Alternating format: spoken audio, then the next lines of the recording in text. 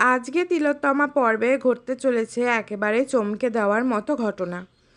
রঘুকে ঘিরে তমসা নেবে বড় সিদ্ধান্ত, আর অন্যদিকে তিলোত্তমার নাম নিয়ে এমন এক সত্যি সামনে আসবে যা শুনে সবাই অবাক হয়ে যাবে। চলুন জেনে নেওয়া যাক কী হতে চলেছে। সিনেমা হলে যাওয়ার জন্য তমসার আলাদা টিকিট কাটায় তার মা, কাকিমা এবং ঠাম্মির মনে সন্দেহ তৈরি হয়। কিন্তু সেই মুহূর্তে তমসা অন্য একটি পরিকল্পনা নিয়ে বেরিয়ে পড়ে। এদিকে তিলোত্তমার মৃত্যুর বিচার চেয়ে রাস্তায় বিশাল মিছিল শুরু হয়। সেখানে রঘুকে নিয়ে আসা হলে তমসাও সেখানে পৌঁছে যায়। রঘুকে দেখে তমসা তাকে পালিয়ে যেতে বলে, কিন্তু রঘু পালানোর চেষ্টা করতেই তমসা তার পেছনে ছুটে যায়।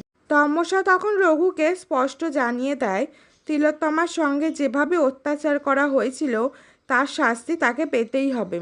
রঘুকে পালাতে থাকলেও শেষ পর্যন্ত তমসার হাত থেকে বাঁচতে পারল না। রঘু প্রতাপকে ফোন করে সাহায্য চাইতে থাকে। অন্যদিকে প্রতাপ আভাসকে ফোন করে জানতে চায় তিলোত্তমা কোথায়। আভাস জানায় সে সিনেমা হলে গেছে। প্রতাপের কথায় সন্দেহ তৈরি হওয়ায় আভাস মৈত্রীকে বলে আলেখ্যকে এখনই ফোন করে তিলোত্তমাকে নিয়ে বাড়ি ফিরতে বলল। কিন্তু মৈত্রী রাজি হয় না। সে চায় আলেখ্য আর তিলোত্তমা সুখে থাকুক। এরপরেই আসে সবচেয়ে বড় চমক। তমসা সবার সামনে রঘুকে এনকাউন্টার করে দেয়। এরপর সিসিকে তমসা নির্দেশ দেয় রঘুর দেহটা যেন ডক্টর প্রতাপের কাছে উপহার হিসেবে পাঠিয়ে দেওয়া হয়। এদিকে ঐশী তমসাকে ফোন করে জানায় সিনেমা শেষের পথে, তাকে যেন অবশ্যই ফিরে আসতে হয়। তমসাও জানায় সে এখনই আসছে।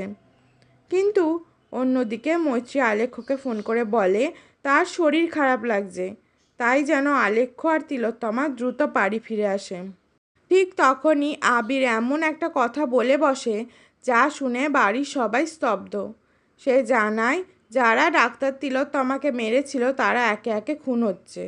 মৈত্রী অবাক হয়ে জিজ্ঞেস করে কোন ডাক্তার, আর আবির যখন উত্তর দেয় ডক্টর তিলোত্তমা মুখার্জি, তখন সবাই হতবাক হয়ে যায়। তাহলে কি এবার তমসার আসল পরিচয় ধীরে ধীরে সবার সামনে চলে আসবে? আর আবিরের মুখে তিলোত্তমার নাম শুনে বাড়ির লোকের সন্দেহ কতটা বাড়বে জানতে হলে চোখ রাখুন পরের পর্বে। আর এমন প্রতিদিনের আপডেট পেতে সিরিয়াল কথা সাবস্ক্রাইব করে পাশে থাকুন।